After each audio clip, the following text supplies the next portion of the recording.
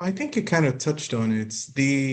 So for decades, we've known for decades that seven of the top 10 causes, by some estimates, seven of the top 10 causes of disability worldwide are mental health conditions. So things like schizophrenia, bipolar disorder, depression, which you mentioned, anxiety, which you mentioned, dementia, substance abuse conditions are, and increasingly we're seeing things like some neurodevelopmental conditions.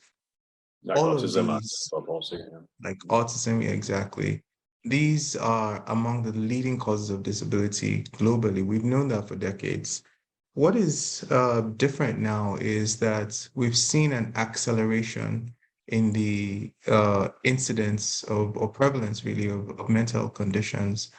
What seems to have happened is those things you read earlier, the increased trauma, maybe it's both increased trauma as well as increased awareness of trauma, the increase in societal pressures, social media has been, there's increasing evidence that that's has a disproportionate impact on teenage females, for example. The increasingly relaxed attitude, particularly among young people towards substances, many of which actually do have a consequence on people's mental health. We can talk about that later.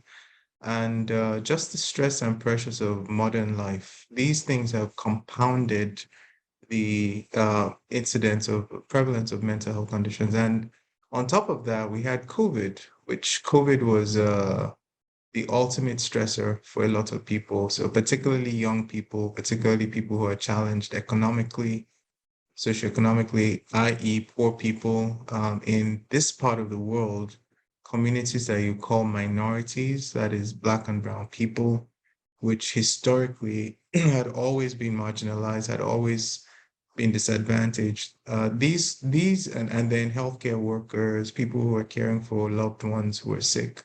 These are populations that were uniquely or disproportionately impacted by COVID.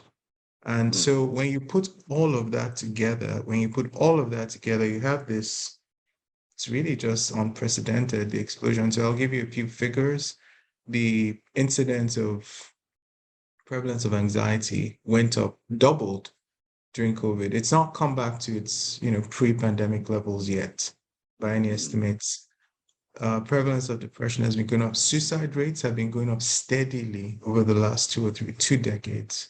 And I would say this concerningly for our part of the world, for Nigeria, suicide rates have really skyrocketed. So Nigeria now leads the continent of Africa in suicide deaths and is, I That's think, the crazy. sixth, yeah, and is the sixth leading country in terms of suicide deaths globally.